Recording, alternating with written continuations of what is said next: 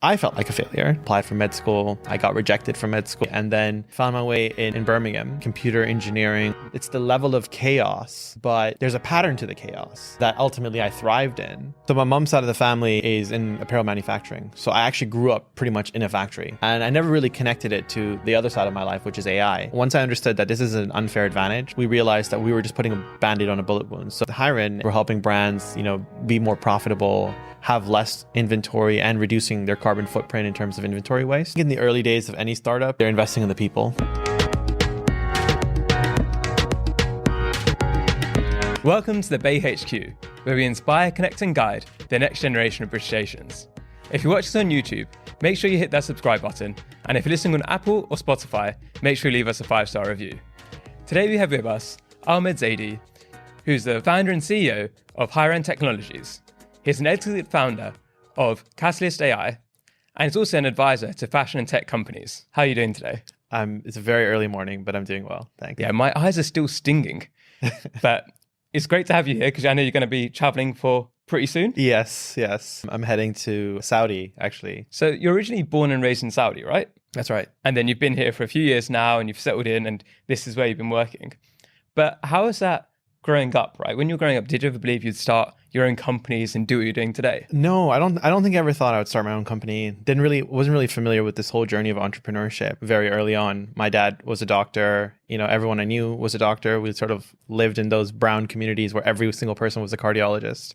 And there was no exploration in terms of what other opportunities existed. And I think it was only when the whole Silicon Valley buzz and Google and all these sort of things started that sort of became clear to me that this was even an option.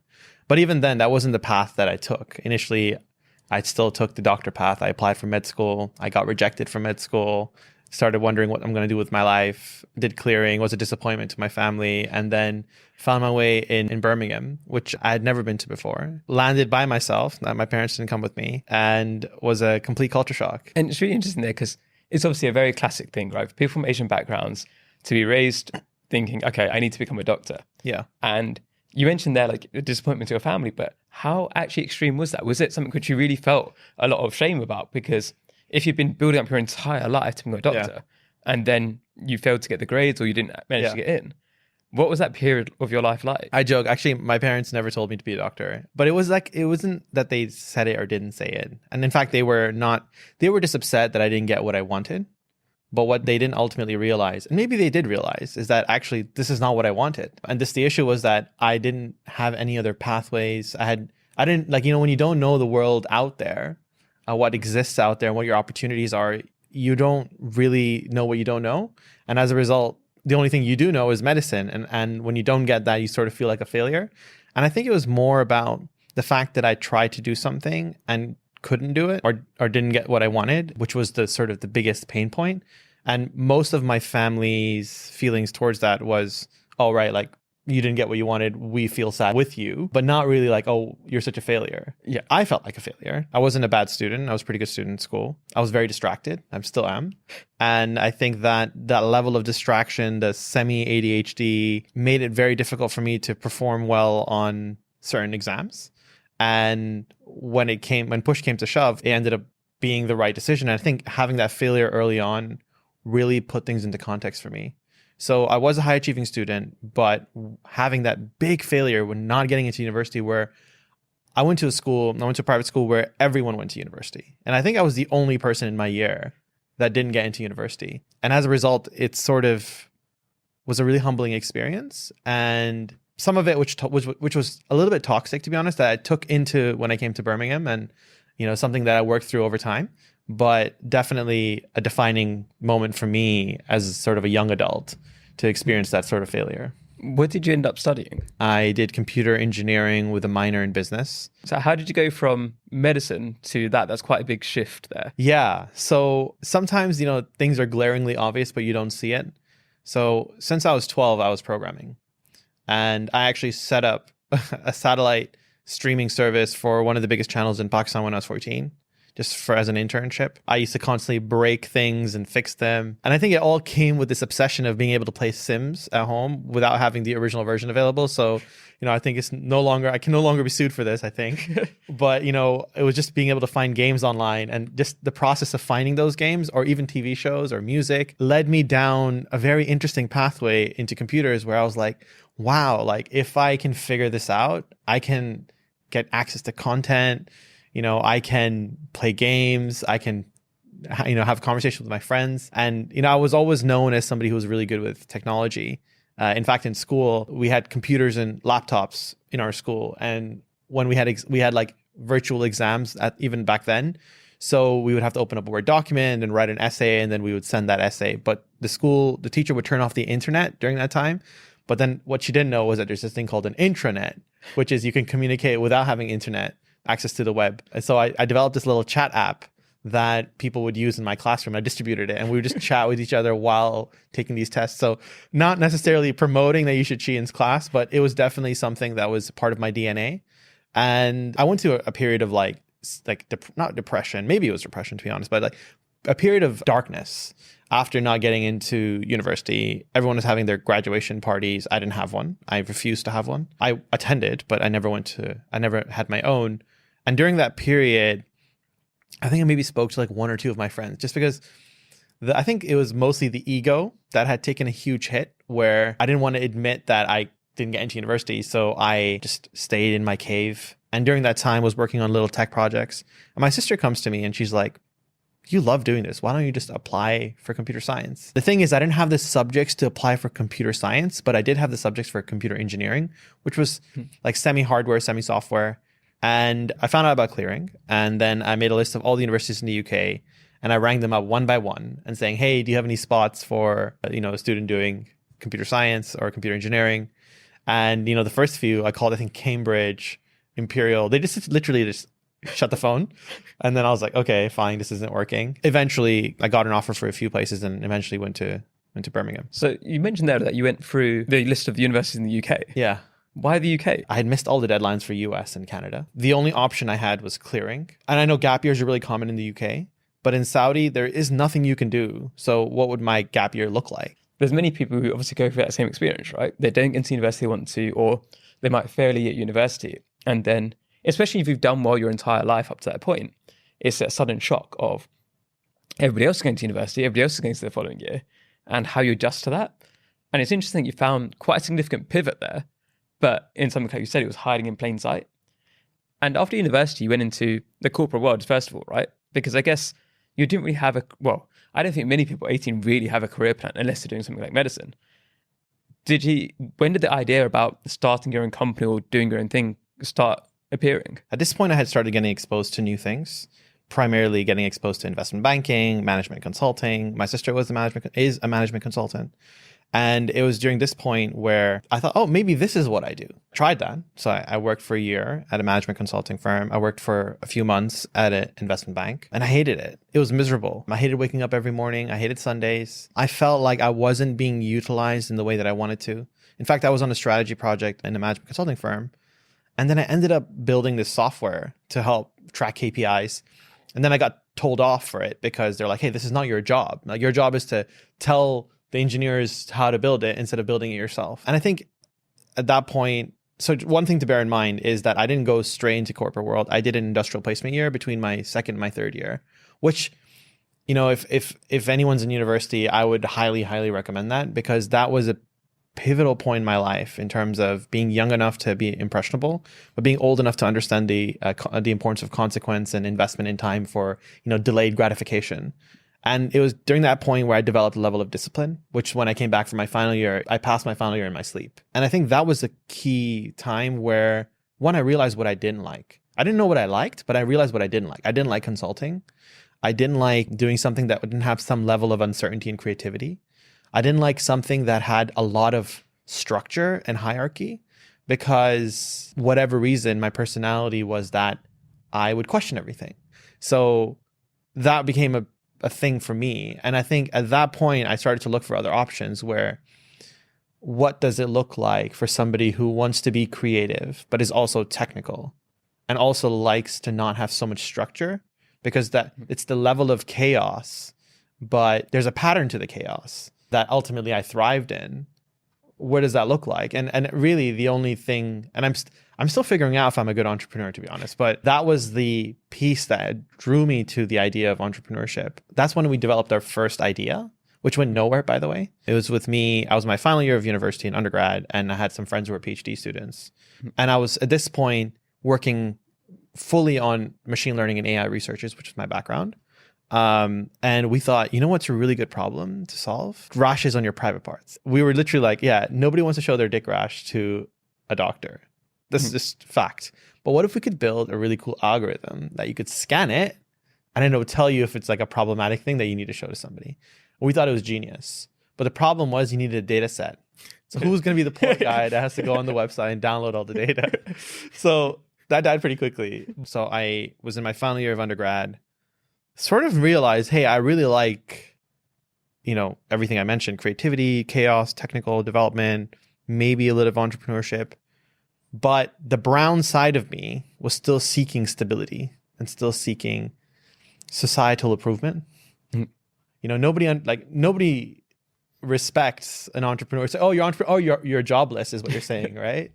But everyone respects an investment banker. Everyone respects a doctor, a management consultant. So I still applied for McKinsey and for BCG. Life works in mysterious ways because I was confident I had already done a year in consulting. I was pretty confident I was going to get a job at McKinsey or BCG. And for whatever reason, I thought I completely bombed it. So then I went into my last interview, just laissez-faire, not caring at all. Turns out I didn't bomb my second last interview. I just thought I did. And as a result, I self-sabotaged and didn't get it. And I was back in a position where I had no choices. I just needed to buy some time. So I applied for a master's at Cambridge. That came through. Mm-hmm. And I had the opportunity to do my master's there. And my first week at Cambridge, they try to convince, I did an MPhil. They don't offer regular masters at Cambridge. Everything is like a research degree. They make you apply for the PhD. Not make you, but they encourage you to apply for the PhD program. And my first week, I was like, okay, well, I don't know anything about anything, but why don't I apply for the PhD program? So I applied and completely forgot about it. Went through my master's. I did fairly well, but then I found out I got into the PhD program, but I didn't get funding. And my parents weren't going to pay for my PhD program. So I said, okay, cool. Not going to do the PhD, life moves on. And for whatever reason, I stopped receiving emails in my inbox. So I was like, okay, I need to clear my inbox. So I went to my spam and started clearing my spam. Then I found this old letter which says, oh, congratulations, you've been given a full scholarship to do a PhD at Cambridge. And you have 3 days left to accept it. And I was like, what? I was like, oh my God, this is crazy. And I think this is the first point in my life where I had two options. So while I was looking at this, scholarship letter from Cambridge, I had just received an acceptance into this program called Entrepreneur First. And it was an early batch. I think it was called EF5 back then. And that seemed so enticing. I had gone to the interview there. I'd met Matt and Alice, who were the founders. And it was just super exciting. I was just so drawn. The energy, the possibilities that, I could work for myself. I could build something. And then you hear these, very rare scenarios of people selling their companies where oh my God, they made Magic Pony sold for $175 million to Twitter in 18 months. And you just think to yourself, wow, that's insane. Because these people and you're like, if they could do it, I could do it. But at the same time, being brown, I was again drawn towards stability. So I was like, you know what, EF5, this is awesome, but I'm going to go be a good brown kid and do a PhD. So as we mentioned at the beginning, right? You founded Catalyst AI and you sold it, right? Yeah. Which is something which a lot of people don't even realize that kind of thing is possible, right? You said about Magic Pony, you said about how different people do things like that. But I think there's a lot of people from our background who don't really think about the idea of you can build a company and then sell it, exit, and then go and do something else and take their money away. Yeah. Where did the idea from Catalyst AI come from? So it was while you were doing your PhD, right? Yeah. So it was literally, what can I use? We had a big hammer, which was machine learning, and we're looking for nails to hit. So we started off as a consultancy. It was going around asking people, hey, we're a bunch of AI researchers and AI is really relevant now. and we'd love to have a conversation on how we can use AI to help your business and improve your bottom line. So we went from conversation to conversation. Our biggest contract was probably with the Transport for London. So we worked with them. I think the pivotal point for me was working with a fashion brand. So we worked with, a well-known fashion brand, and that was the sort of inflection point where we started to realize that we had a repeatable product. And yeah, it started off, I think the main thing was that as someone who's only been in research, I didn't really understand what business problems were.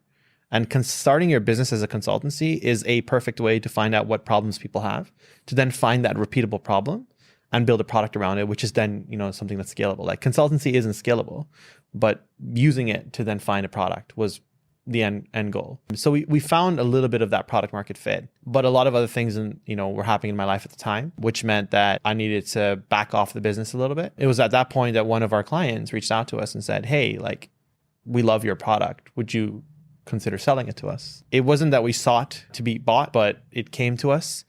And once we had a deal, once we had an offer, we could then go shopping for other offers and see who else was interested in our business, because at that point we had some validation, and then we ended up going one of the offers. And like with that fashion side of things, right? Because as we mentioned as well, you do a lot of advising for fashion people, right? Yeah. So it's that blend of fashion and tech. And is it just that the opportunity came in fashion, or have you always had a passion for that area too? So my mom's side of the family is in apparel manufacturing. So I actually grew up pretty much in a factory whenever we'd go to Pakistan, and I always had that side of me.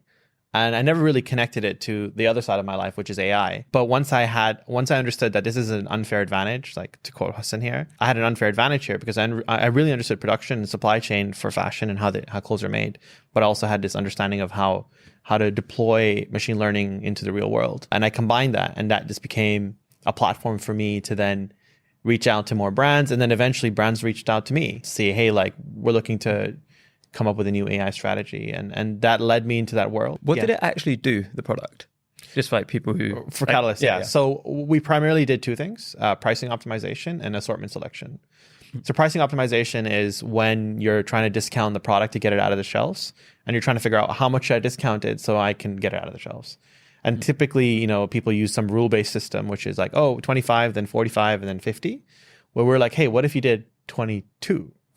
And, that's enough to get it out the door. You can recover some of your lost margin. So very practical business problem.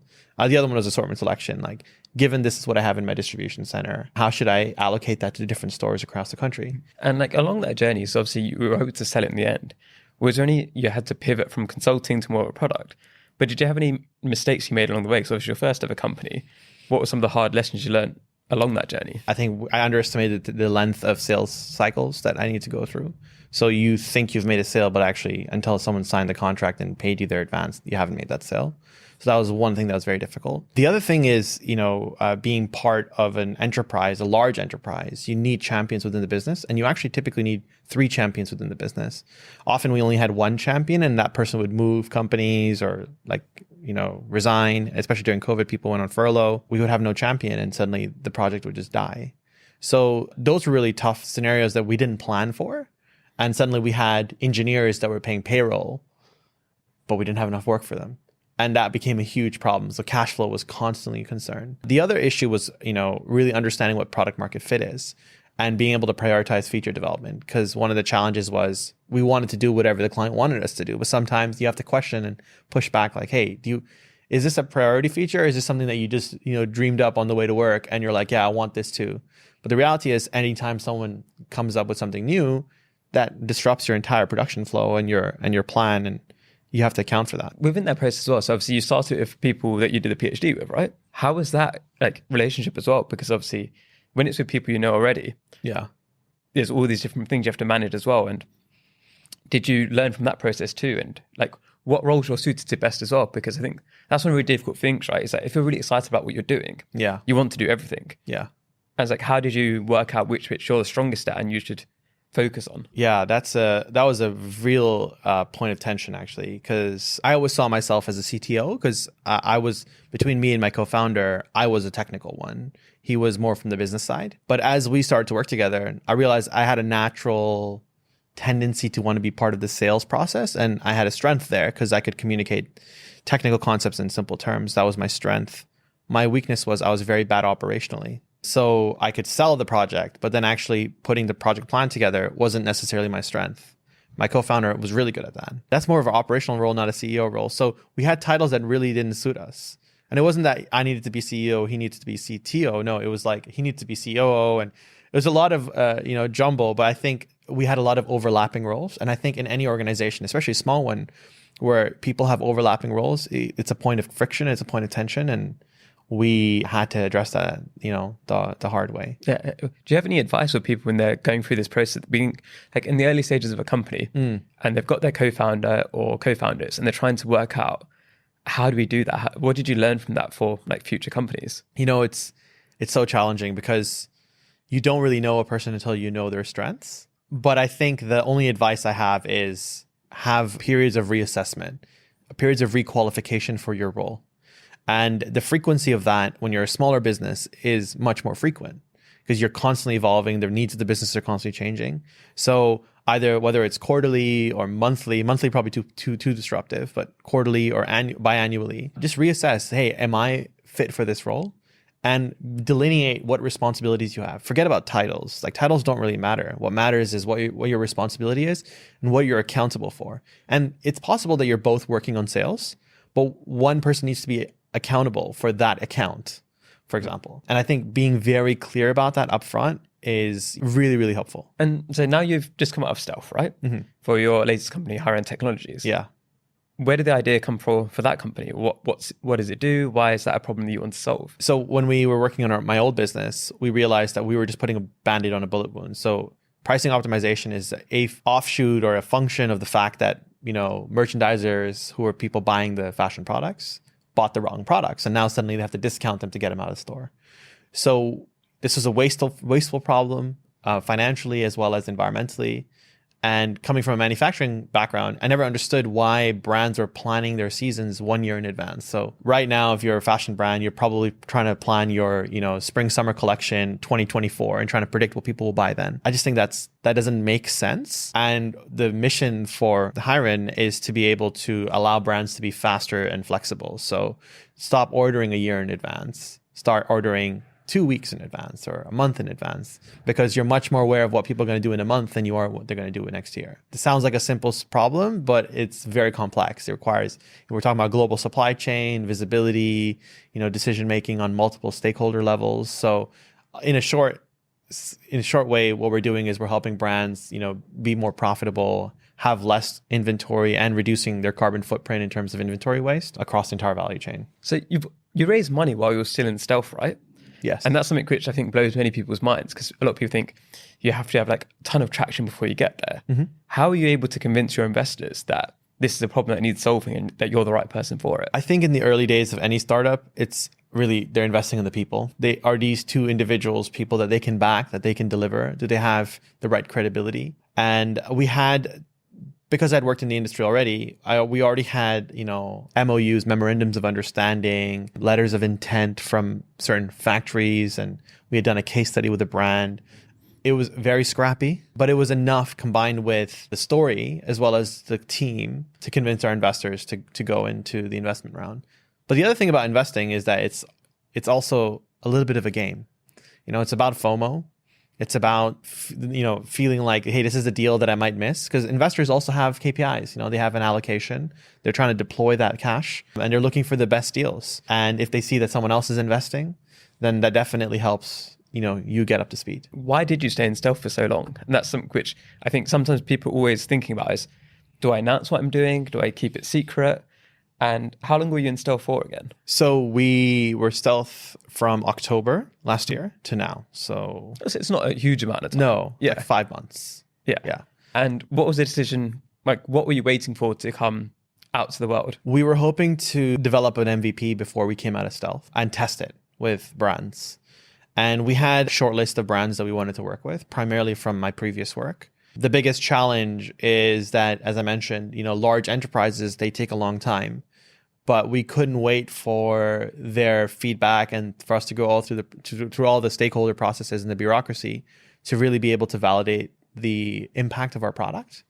We had simulated the benefits, but we wanted to put it into practice. So we needed to work with smaller brands. And the strategy that we had for stealth wasn't ideal for smaller brands because we don't know small brands and small brands don't know us. So the solution was, okay, let's come out of stealth. Let's do some PR. Let's do some talks. Let's start to create a little bit of a buzz, create some, inbound traction to address this problem of not having enough small brands to speak to. And what excites you most about what you're doing now? I think the most exciting bit is that it's an uncharted territory. It's a complete canvas, blank canvas. And I know there will be companies that say they do things in this space, and they might as well. But working as upstream as we are with factories, I was in Bangladesh, for example, I'm going to Portugal soon, then I'll be in China, to be on the ground with the factory workers and on the factory floor and developing solutions in an analog state. It's scary, but also exciting. So we're going to have to move on to quick fire questions now. Okay. But I'm excited to get you on again in the future to see how the journey of Hyran Technologies has gone. So first question is, who are 3 British Asians you'd love to shout out and that people listening right now should be following or paying attention to? So all 3 people who I respect a lot and who have at some point in my life given me guidance. So the first one is Imran Ahmed. He's the CEO and founder of the Business of Fashion. Wonderful guy, went through his life as a management consultant at McKinsey, and then decided to figured out that he didn't really fit in there, and then decided to take a different path, and started off as a small blog and now is a multi-million-dollar media group, and it's probably one of the most influential people in fashion. Extremely supportive. I sent him a cold email many years ago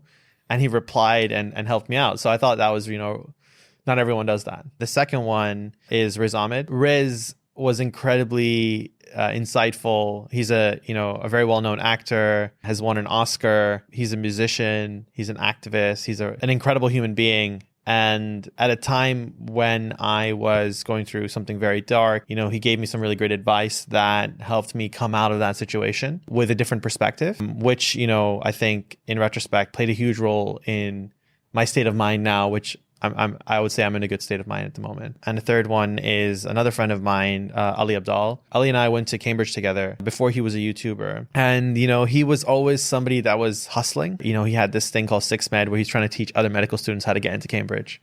And, he always had ideas. But what I loved about Ali was that he could execute on those ideas. Loads of people have ideas, right?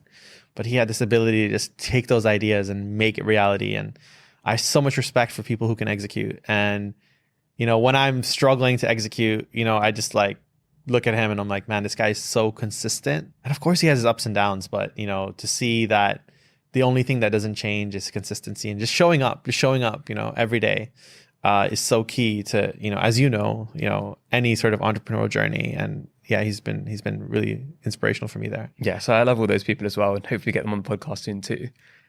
Next question is, what can people listening right now reach out to you for advice or guidance in some way? If anyone is building a small business and is just looking to get some mental support, because it's an emotional journey, they can reach out to me for that. If anyone's looking to get some advice on how to raise investment, I had so much advice for when I was raising investment, and some of it was good, some of it was less good, but I want to pay it forward. So if anyone is looking for advice or contacts on who can I speak to, happy to support. And then, finally, if anyone just wants to know anything about AI, that's something that I have a PhD in. So you know a little bit about it, yeah. happy to support. And then on the flip side, is there anything that you're trying to learn at the moment, or things that the audience can help you with? Yeah, I mean, if you're somebody that's interested in fashion, if you're somebody that's interested in tech, or the combination of two, I'd love to hear from you, because we're looking for people who have that interest. And honestly, just on a non-entrepreneurial note, just want to understand, how can we get more British Asians into entrepreneurship? And more specifically, how can we get them more into the startup scene from the venture-backed startup space? Because too often I walk into a room and you go to a WeWork and you just look at the demographics and you kind of know we're underrepresented. So what can we do to help you take that leap forward? Because I think we'd all benefit from more people who look like us in a WeWork. Maybe not WeWork, but yeah. It's one of the things in the co-working space I'm doing at the moment. I'm trying to get on the board of diversity there and try and get more British Asians in. Yeah. And then pleasure to chat to you, of course. And have you got any final words for the audience? I think the only thing that I would want to say is it's great to have a plan, but it should be written in pencil because it's going to change. So you should erase it and rewrite it.